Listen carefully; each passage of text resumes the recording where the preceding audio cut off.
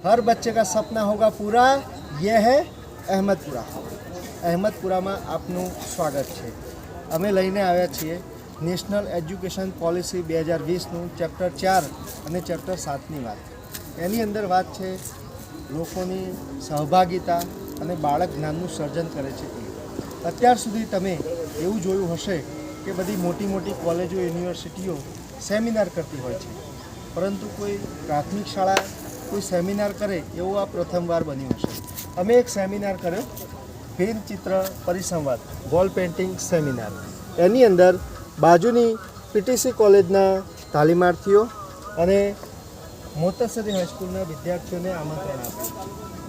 તલોદના પ્રખ્યાત ચિત્રકાર રાજુભાઈ રાવલ સાહેબ એમણે 1 કલાકનું બીજરૂપ વક્તવ્ય આપ્યું અને પછી એમણે જે ચિત્રો દોર્યા કાગળ પર એમાંથી પસંદગી કરી અને પસંદ કરેલા ચિત્રો માટે દિવાલ ઉપર જગ્યા આપી અને બાળકોએ જાતે ત્યાં ચિત્ર દોર્યા। તાલીમાર્થીઓએ જે ચિત્ર દોર્યા એમને કલર અને પીંછીની સગવડ શાળાએ કરી આપી અને એનું પરિણામ આપ જોઈ શકો છો।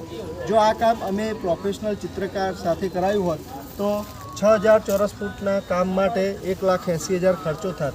એની જગ્યાએ અમે તાલીમાર્થીઓ અને વિદ્યાર્થીઓ જોડે આ કામ કરાયું અને 28,000 રૂપિયાના ખર્ચમાં આ કામ થઈ શક્યું, જેથી 1.5 લાખની કુલ બચત થઈ।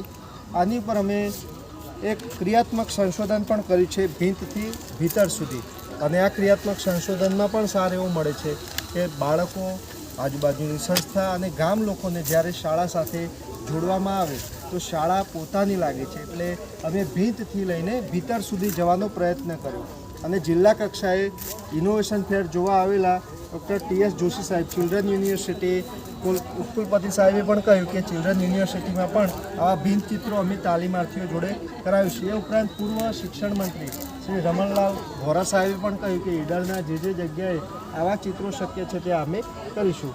આ જે સરસ ચિત્રકામ કર્યું એના પછી અમારો જિલ્લામાં જે નંબર આવ્યો એને અમે બધા સાથે વહેંચ્યો છે। જેમ કે અમારા ગ્રામજનો છે, આ સરપંચ, ડેપ્યુટી સરપંચ અને ગામ લોકોએ પણ એને વધાવ્યું।